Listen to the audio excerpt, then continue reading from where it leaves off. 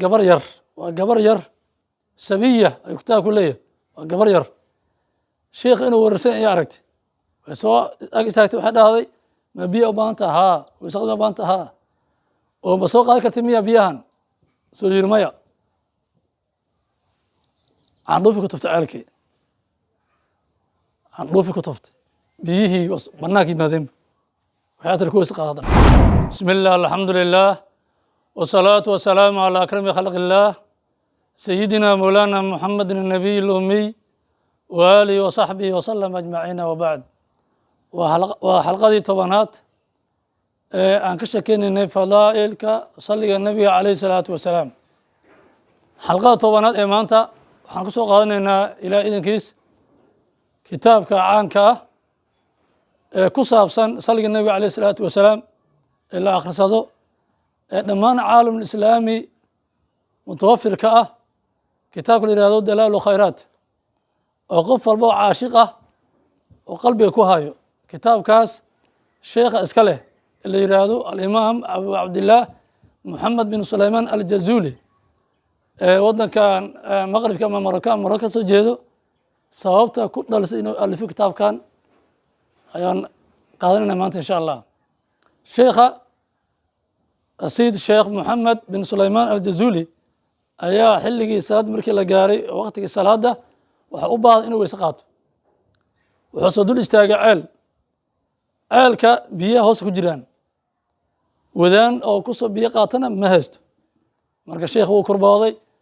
وقت الصلاة حلقي صلاة لجوجا ويسقاط بهاي هاي حسأت بيها أو كسب درصده مهست سوى الشيخ وررسن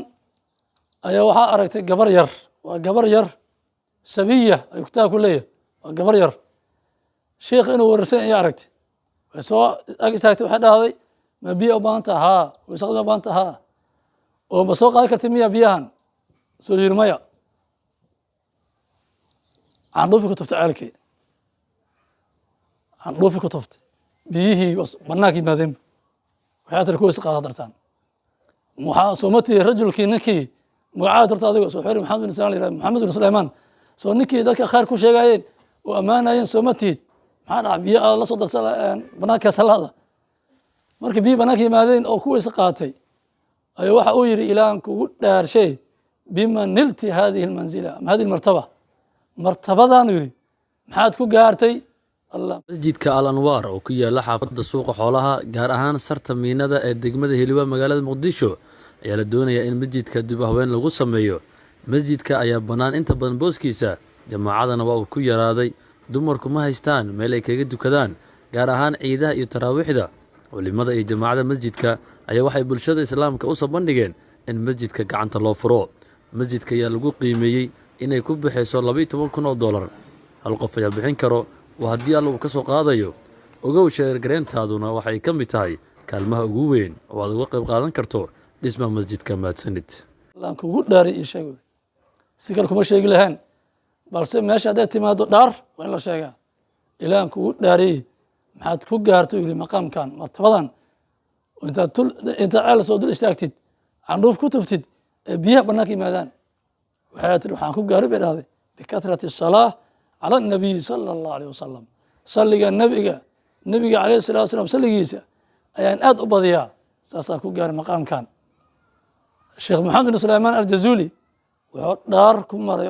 ballan ku qaaday inuu kitaab ka alifo salliga nebiga calayhi salaatu wasalaam wuxuuna alifay kitaabkan dalaail khayraat magaciisa cajiib ah caalam islaami waa laga akhriyaa mashaa'ikhda way ku tartamaan akhriskooda waliba sheekhini weynaa sayidi xaaji yuusuf alqaadiri maalintii wuxuu ka akhri jiray 9 jeer maalin walba kitaabkan oo dalaail khayraadka 9 jeer dhamee jiri waa lagu tartamaa tartan haddaba marka aan badino salliga nabiga calayhi salaatu wasalaam maqaamkaas iyo martabadaas iyo kuwo fara badanba ay lagu gaaraya hadda sheekh maxamed marka kitaabka akhriskiisa iyo salliga nabiga akhriskiisaba sallallahu alayhi wasallam maxaa laga helaa aragtida nabiga calayhi salaatu wasalaam waxaa laga helaa maxabada nabiga calayhi salaatu wasalaam waxaa laga helaa ru'yatul mustafa sallallahu alayhi wasallam nabiga aragtiisa laga helaa maxaa ka weyn baa marka haddaba xalqadan tobanaad ee maanta aynu ku qaadanaynay sawa ta'liifka sheekh maxamed bin suleymaan kitaabkiisa uu alifay dalaail khayraadka sababta ku dhalisay oo ahayd salli nabiga calayhi salaatu wasalaam halkaas ayaan kusoo gabageynaynaa waxaan inku boorinaynaa ku talinaynaa nafteeda iyo naftiinaba ina badino sala nabi alayh salaatu wasalaam laa siyama jumcahan aad uga sii faa'idaysano wabillahi tawfiiq wasalaamu allahi calaykum waraxmatu tacaala wabarakaatu